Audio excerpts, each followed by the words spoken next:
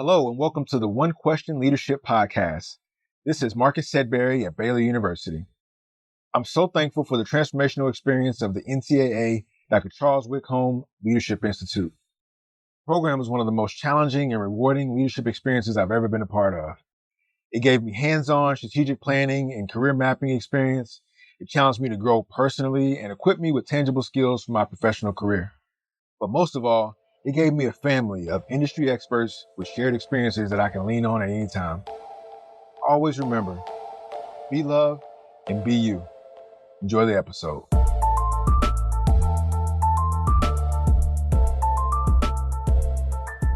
Greetings, this is Ty Brown and welcome to the One Question Leadership Podcast, where we highlight executive and organizational leadership. Be sure to follow us on Twitter and Instagram at 1Q Leadership. Our guest today is Dr. Karin Lee. Dr. Lee is the Deputy Athletics Director for Internal Operations and Senior Woman Administrator at Ball State University. Greetings, Dr. Lee. Thanks for joining us. Greetings. Thank you for having me. I really appreciate it. Now, you don't mind if I call you Karin, do you? I don't mind at all. I hope you would call me Karin. Okay, excellent. Now, you've been at Ball State, I guess, since 2007, which is, 14 years, I believe? 14 years. 14 years, right?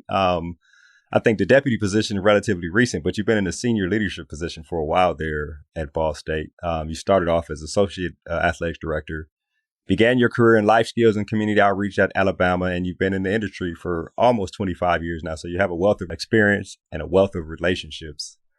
One thing I wanted to ask about right off the bat is the PhD, right? And I know a few people who have done either PhD or educational doctorate, but to get the doctor in front of their name and to get it while working in athletics, there can be a number of reasons to do that. And I wonder for you, the impact that the rigor of study, right, and the mindset of getting a PhD, what impact did that have on your thought process, decision-making process, and leadership process since you got it and now that you've progressed to a senior leadership role here in college athletics? Well, I will say, Ty, thanks again for having me, that getting the PhD, honestly, at first, because my best friend decided to get her PhD because she's eventually going to be a president of a university. She's a provost now.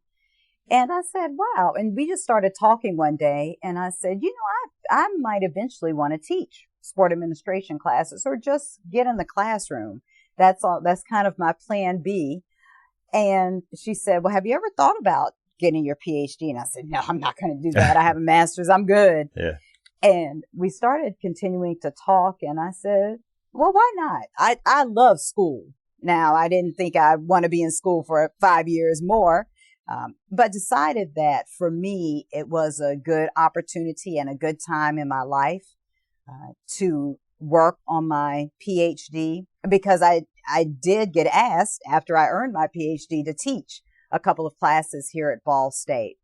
I will say that the one thing that, people who have earned their PhD, we always kind of commiserate together and talk about, oh my goodness, I'm working and I have the coursework and this dissertation. And now I even talk with some friends of mine that are working on their PhD and say, just put doctor in front of your name and post it on the mirror. That's going to keep you going, because the dissertation is horrible. Mm-hmm. I will tell everybody that. But once it's done, it's wonderful. You feel what a sense of relief. I will say my PhD courses taught me, which I did realize I didn't do, but really strategic and critical thinking. And most people say, well, you didn't have to go to school to do that. And I didn't. However, working on my PhD just gave me a sense of really how to think more strategically and more critically than what I had been doing. I used to be able, in my opinion, I would feel like, I'm just going to make this decision. I can make this decision. And I really didn't think as clearly as I should. I would think about it. I just wouldn't make it off the cuff. But I really now look at two sides. I look at opinions of others. I really take that into consideration a little bit more. And that's where the critical thinking piece comes in. That's really what helped me, and also helped me become, I feel, a better leader, because I would think back to my coursework of how I would solve this issue, or when my professors would ask us about different areas, different issues. And my PhD is in organizational management. So really got more into the meat of leadership. My dissertation was about leadership, really got into the meat of that. It really gave me an idea of what it takes to become a better leader. That my listening skills seem to improve because I realize I got to listen. I can't just, hear it. I have to really listen. How to really let people come and think about their problems as well. And I tell the coaches now that I oversee, I don't always want to be a problem solver. I want you to come to me with some solutions as well. So I can give you some solutions. You may not like them. So what's going to happen when you go this way and it doesn't turn out the way you want? So come to me. Let's talk about it. Let's strategically talk about it. And so again, did I have to earn my PhD to have that wealth of knowledge? Not at all. Did it help me increase my wealth of knowledge? It definitely did. And also, it really, when I was able to go into the classroom and teach and really teach students that want to go into sport administration, it really was eye-opening for them as well, because I was an actual practitioner in the industry. I was doing this every day, but I still had to teach at the same time. I just couldn't go in there and say, hey, let me tell you about my day. So I also gave them tools to really think strategically and critically. And if I hadn't really learned that on a different level, I don't feel I would be able to continue to help others, not only gain confidence about critical thinking and just thinking in different aspects, but just also being able to teach people on that level. That's interesting. I'd like to know if, as you think back to pre-PhD courses and you look forward to what you're doing now, and either the decisions that you've seen that your colleagues that you work with make, or the decisions you made, and where it's almost impossible to do, but could you see where, if this was 6 or 7 years ago, I see what decision I would have made then, but now I understand why this decision was made now. Like, could you tangibly see the difference in terms of your way of thinking strategically and critically about decisions that you make? I definitely can. I would say when I earned my PhD in 2014, again, it wasn't just a light bulb moment. It took some time to go back. It took some time to talk to mentors again, not only the mentors that were my professors, but mentors in the industry. I really tell you, when the current athletic director, Beth Getz, arrived, she is such a strategic thinker, and she takes time to the point I'm like, Beth, just help me. Let's just do it this way. Yeah. And she has really taught me to, we're going to take a step back, or, hey, you want to do this? Answer these 5 questions. I'm like, oh man, I didn't even think about that. Yeah, right. So I will say, not only with the critical thinking that I learned, but also with the knowledge that Beth Getz has taught me while she's been the athletic director here, has really changed the whole landscape of how I think and how I approach the situation. Yeah, which is excellent. Your role, Deputy Athletics Director for Internal Operations. I mean, I think you still have student athlete development. You have and welfare. Yes. You're on a bunch of committees on campus, diversity, Title IX.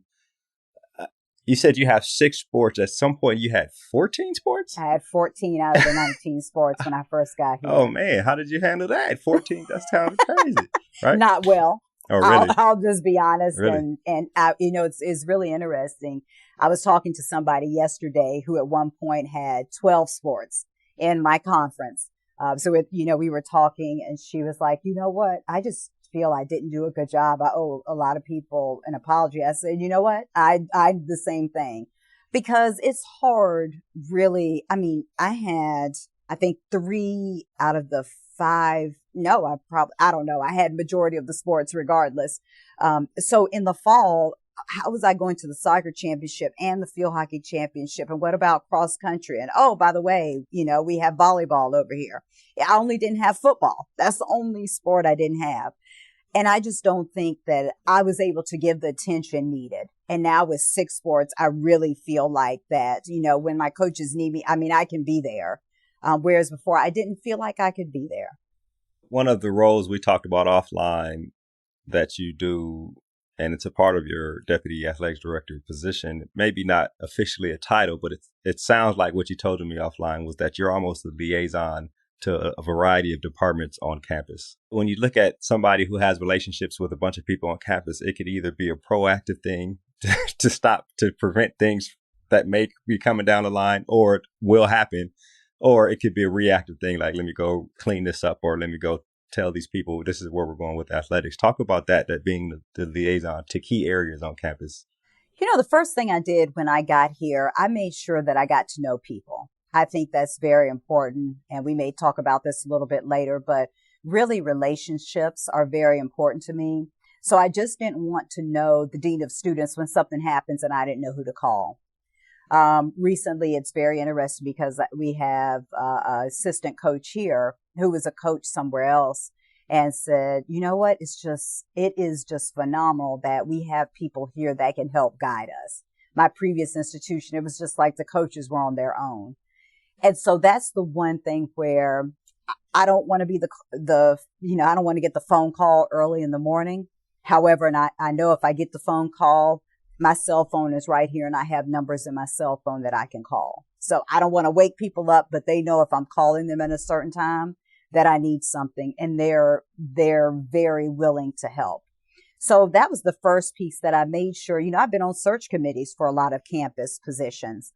And again, I make sure that we're collaborating. So our health and wellness coordinator was just hired. And then I was on the search for the assistant coordinator. And so it was really great that I was able to do that, because then the first thing, one of her first phone calls was to me and says, hey, can you help me get some athletes over X? I'll make sure that I get them the information. But she knew to call me, which was great, because she said, I wouldn't have known if you hadn't been on my search committee, but B, if you hadn't been on or hadn't reached out and connected with our health and wellness, coordinator. So again, those relationships, I don't want to wait until there's an issue. However, the relationship has been established. So when there is an issue, or if there's an issue, that I know who I can contact because I have those relationships established. Yeah, those touch points are important when it's very important. Internal operations, from the conversations I've had over the last 4 or 5 years doing these interviews and the people I know who are in the role, it is a lot about the people within the department. Internal operations tell me about if there is one, what you consider your primary responsibility when you are deputy athletic director for internal operations there at Ball State. Or maybe what Beth Getch considers your primary responsibility, right, being the deputy athletics director for internal. Because my background is the student athlete development, I will say the connection with student athletes, now I think when we talked earlier, we talked about different areas. I also oversee compliance. I've never done compliance. So even when Beth got here, I was like, compliance? Why am I doing compliance? And again, I oversee. I also was able to learn an area, and I'm not an expert in the area because I still have to call our compliance office to talk with them about a variety of things. However, at least I know a little bit more than I did before because before I was like, call compliance. Whereas now I can say, you know what, I think this is the direction. I'm going to call compliance to confirm. So I don't always go in there and say, here's the question, give me the answer. I can say, here's the question. I think this is the answer. If I'm wrong, show me what the right answer is, and then tell me why I went in this direction instead of the other direction. So that's been helpful, but it still goes back to the student athlete development, which is a critical piece. I organize our leadership academy. I organize our student athlete resource group. I organize any programming that comes here. I'm co-advisor with our student athlete advisory committee. So again, all the student athlete touch points are very important and very critical. I also coordinate making sure that we have a really good end of the year survey that all of our student athletes participate once their season has concluded. And I look at the data and I share it with sports supervisors. I also say, hey, you may want to take a look at this, or we may want to talk to the coach about this. Maybe it doesn't have anything to do with the coach. Maybe it's something that happened within the team and the coach never knew. So that is a part of my responsibility. So I would say the critical component that I really enjoy, because I enjoy working with our student athletes, is that student athlete development piece.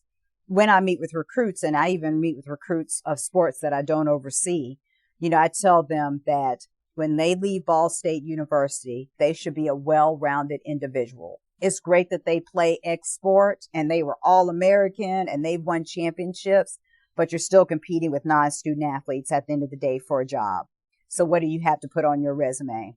That's where I come in. I'm going to give you the resources. I can't make you go, participate in the different job fairs or the different leadership academies or the different organizations that we have on campus. However, I can make sure that you have those resources. So when you need something or you do have that kind of light bulb moment that comes on, that motivational spark, and you can say, I remember, Karin came in and talked to us about this. Or if I don't know, I'll just email Karin, which I get a lot of that. Karin, I don't know where to go. So can you tell me? Yeah, I don't know either, but hold on. I'm going to text you right back or I'm going to email you right back. Let me find out. So that's a critical component. Right. One thing about leadership, right? And I've learned this again from talking to a lot of people who work in college athletics and a lot of leaders is that when the pressure's on, you revert to what you may consider your habits, which you are good at. And you just talked about one of them, which is the student athlete and relationships with student athlete. Another one you talked about earlier is relationships, period, around campus. You also offline told me about being resourceful and also having a passion for inclusiveness. Talk to us a little bit about being resourceful, and then we'll follow up and talk about inclusiveness. Like resourcefulness has to help anywhere, in any industry, in any career. At any point, right? That's exactly right. The one thing that I find is very valuable and very important is collaboration. We cannot do anything, especially on a campus of higher education, without working with our campus partners. So, for instance, we have a program coming up on LGBTQIA+ and allyship. So we have members of the community, but we also have people who support the community. Well, I can't do this program by myself. So I reach to our campus partner, who happens to be a person in student life. And we have an organization on campus called Spectrum that is primarily for the LGBTQIA+ and allies. So I reached out, as a matter of fact, to my diversity and inclusion intern, who's a current student athlete. The Mid-American Conference asks each institution in the MAC to have a diversity and inclusion intern.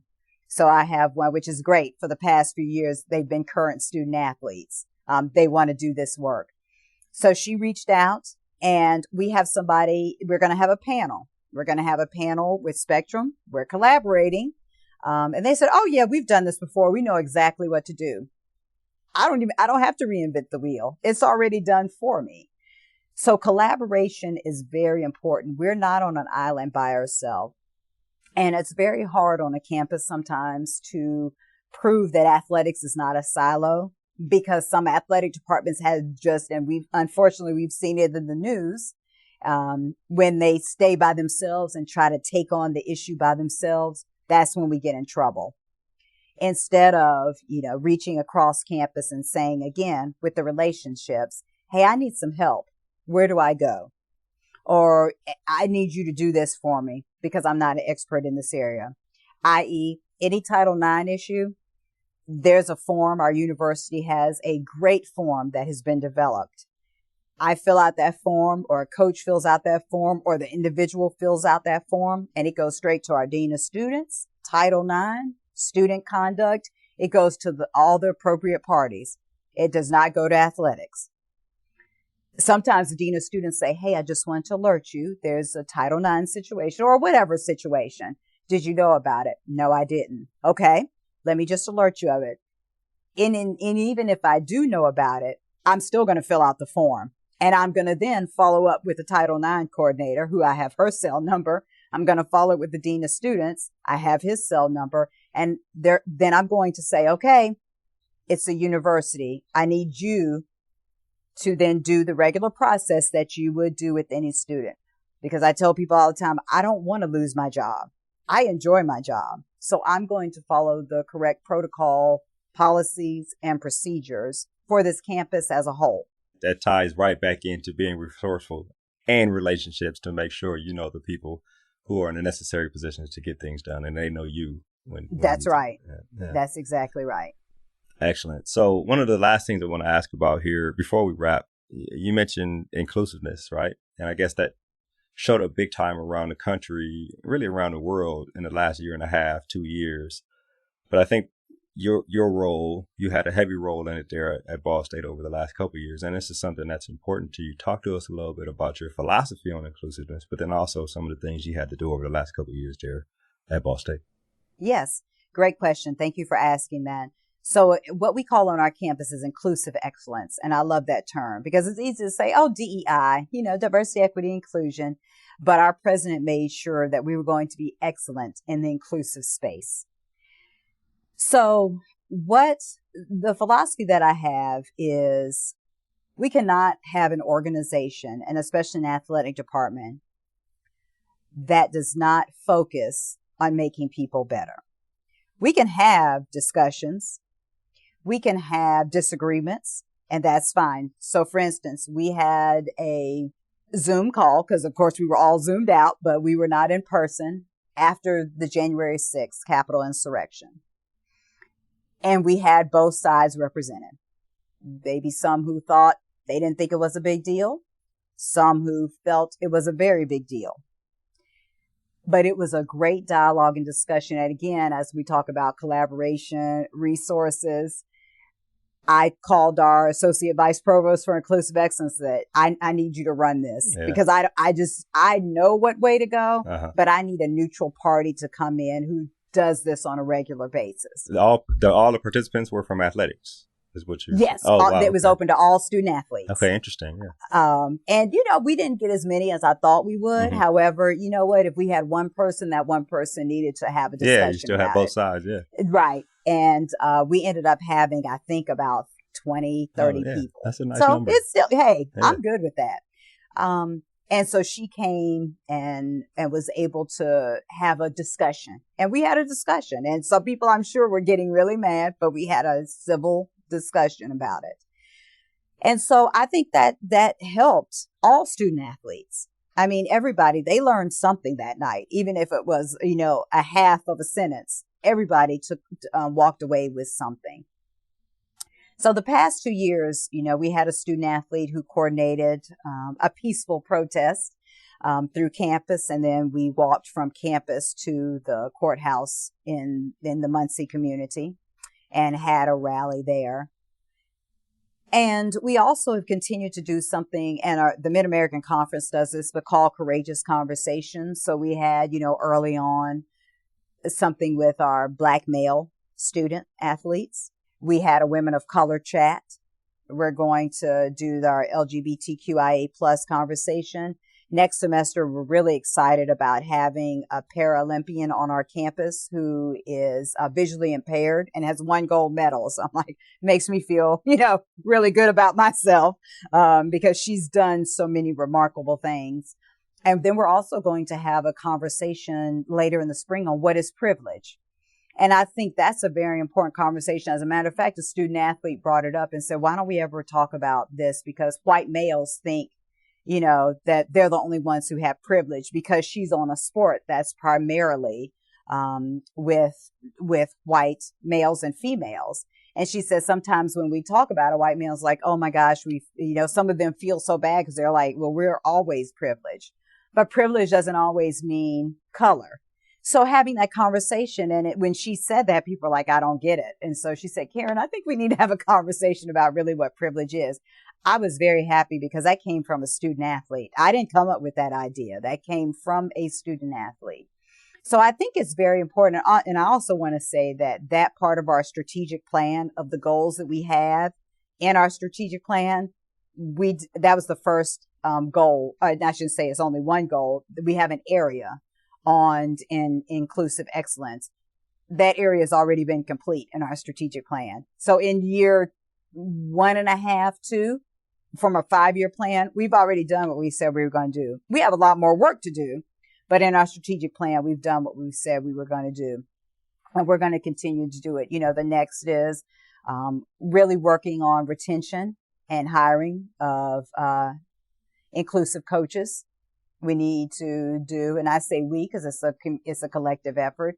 we all need to do a good job in that. And so that's kind of my next project. I also oversee our Inclusive Excellence Committee in athletics. So we have an action plan each year, and we have coaches, we have staff members, we have student athletes. Our president of SAC is always on the Inclusive Excellence Committee. So I feel that we're doing some great things as far as making sure not only our student athletes and our coaches, but our athletic department starts thinking in a way of, when we say diverse, we just don't mean gender and race. What does diversity really mean? So we always talk about diversity of thought. Beth is very good of saying we need people at the table who have, diverse experiences and diverse thoughts. And hey, we may all look alike, or we may all be coaches, or we may all be administrators. However, everybody's going to come in with a difference of thought. And that's what's very important. And that's how we get the organization moving forward. And that's how we help continue to grow the organization. Yeah, it's an interesting thing to have already accomplished whatever goals you set in your strategic plan. And now we're just executing now. Now we're just doing things to make sure we keep up the conversation, we educate, That's and we right. have action items to where it's visible to the outside looking in addition to what we see. So I think that's an excellent thing. Well, yes. Karin, this has been an excellent conversation. Well, thank you, Todd. Thank you so much. This is, when you reached out to me, I will have to say I was very honored because I've heard the podcast. Oh, really? And Okay. I was like, I'm going to be on a podcast with Todd Brown. Yes, okay. I finally made it. So thank you. Okay, good. I didn't know you had listened to any. I never really know that people listen, so I appreciate that. And I really appreciate you joining us here. It's been an excellent conversation. Yes, ma'am. Thank you so much. That was Dr. Karin Lee. She is the Deputy Athletics Director for Internal Operations and Senior Woman Administrator at Ball State University. And of course, this is Tai Brown with one question. And keep in mind, the role of a leader is to create and maintain an environment that people want to be a part of. And as always, be better tomorrow than you are today.